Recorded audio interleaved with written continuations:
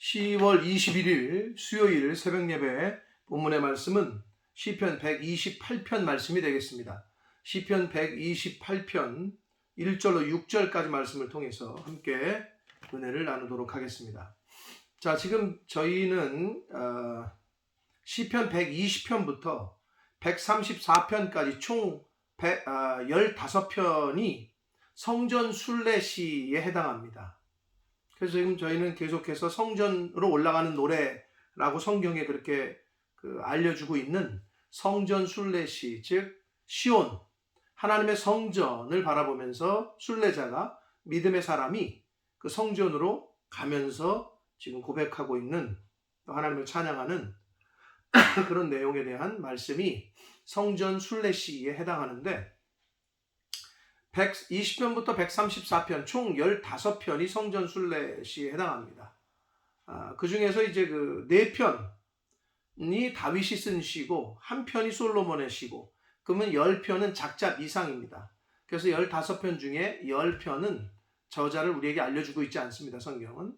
그리고 4편은 다윗의 시고 1편은 솔로몬의 시이다. 그래서 오늘도 128편은 저자를 알려주고 있지 않습니다. 즉 저자 미상이에요. 작자 미상입니다.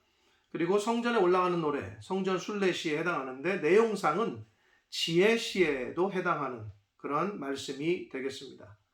그래서 주권자이시고 통치자이신 여호와 하나님을 경외하는 자의 그 복에 대한 내용을 이 짧지만 6구절을 통해서 아주 비유를 통해서 우리에게 알려주고 있는데, 자, 128편 1절부터 보도록 하겠습니다.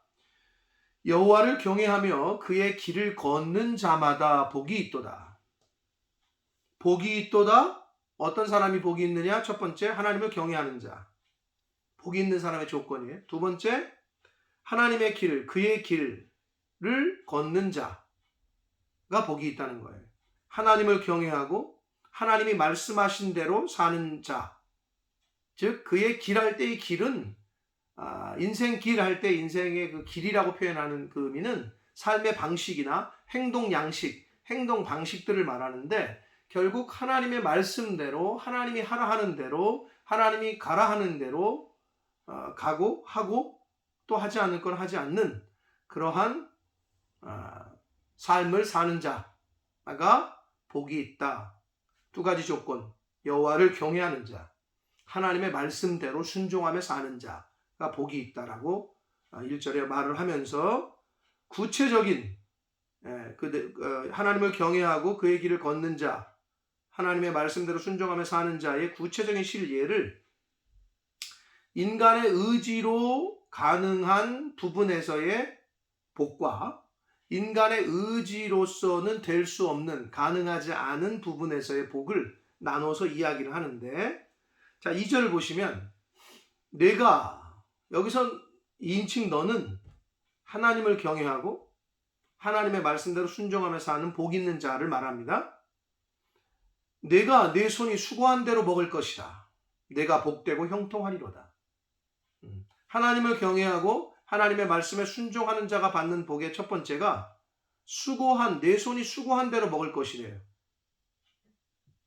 이것은 인간이 열심히 노력해서 열심히 노력한 대로 얻는 거.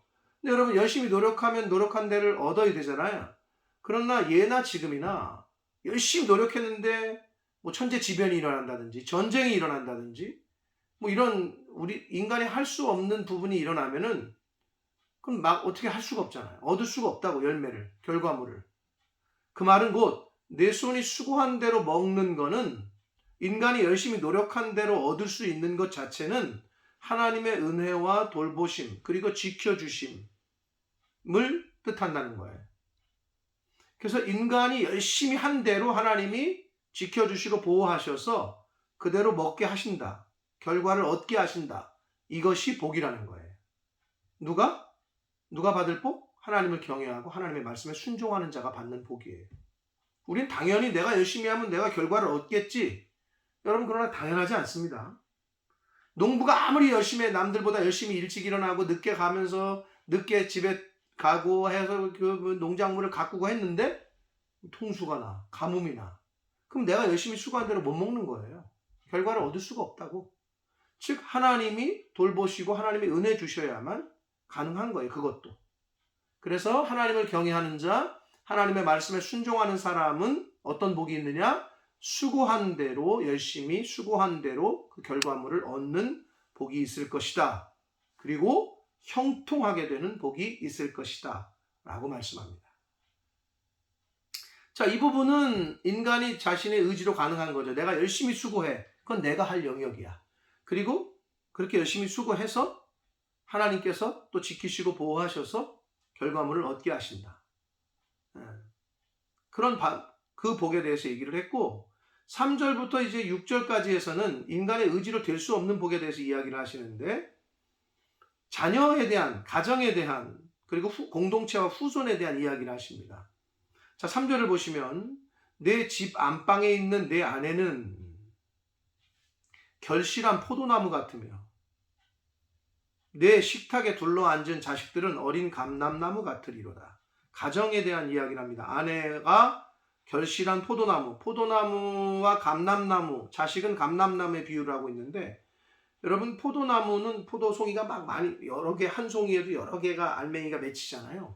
이게 다복, 다산을 상징하고 그 풍성한 이미지를 상징합니다.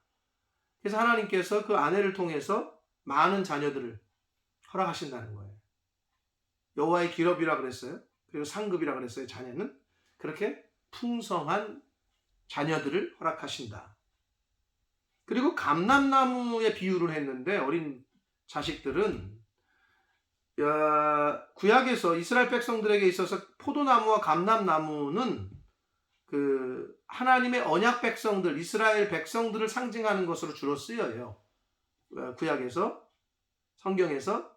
그리고 이 감람나무 열매, 감람나무는 열매는 기름으로 사용하고 감람류로, 그리고 목재와 잎사귀도 아주 유용하게 사용되는 나무예요. 버릴 게 없어요. 자, 그리고 이 감람나무의 특징은 성장이 좀 느려요. 그래서 심고 나서 심은 지 10에서 14년 정도, 약 15년 정도가 지나야 요만한 열매를 맺어요. 그때서부터. 그리고 30년 이상이 돼야 온전한 열매, 온전한 수확을 할 수가 있습니다. 그러니까 굉장히 오래 기다려야 되는 거죠. 제대로 된 수확물, 열매를 얻으려면 30년이 기다려야 되는 거예요. 그러나 한 번 자라면 수백 년 이상 꽃을 피우고 열매를 맺습니다. 이거를 어린 자녀에게 비유한 이유는 우리들도 그렇잖아요. 자녀가 한 10살, 14살 돼야 이제 좀 사람같이 보이고 30년 정도, 30살이 정도 돼야 뭔가 이제 자신의 주변을 좀 돌보고 스스로 뭔가 또 일을 하고 또 열매도 맺고 하는 거잖아요.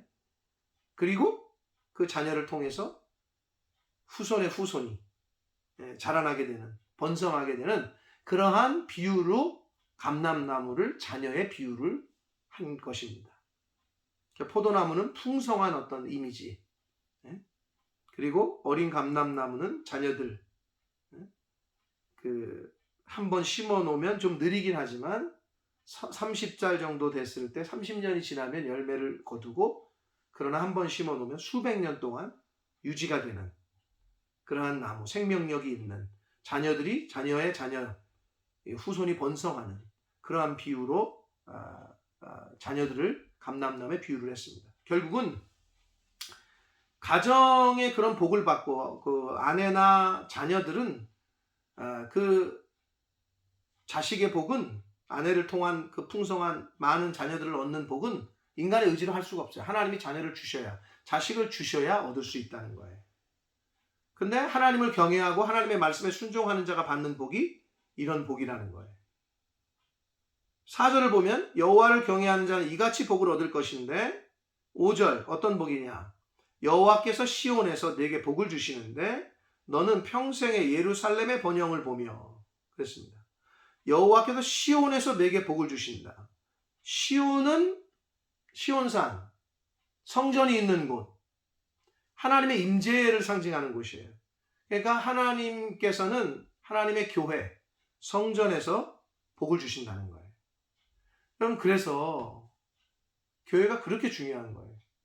하나님이 세우신 교회의 머리가 예수 그리스도가 그랬단 말이에요. 그 교회에서부터, 그곳에서부터 은혜의 강물이 흘러 넘친다. 교회가 뭐 이러다가 없어지면 뭐 없어지는 거지. 여러분 이렇게 생각할 게 아니에요. 하나님 앞에 우리가 하나님의 교회를 얼만큼 사모하는지를 보여드릴 때가 사실 오늘날과 같은 때라고 생각합니다.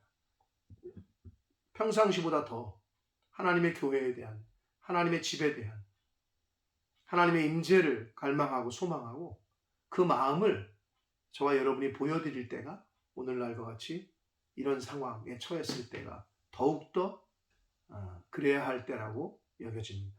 왜? 시온에서부터 복을 주십니다. 하나님의 성전, 교회에서부터 복을 주실 것이다. 너는 평생에 예루살렘의 번영을 본다. 예루살렘은요, 예나 지금이나 이스라엘 백성들에게 있어서는 신앙의 중심지, 정치적 중심지, 문화적 중심지였다고. 예루살렘은, 그래서 지금도 그 사람들은 자기네가 홀리시티라고 그러잖아요. 자기네 도시는, 예루살렘은 거룩한 도시다, 거룩한 성이다, 하나님의 임재가 있는.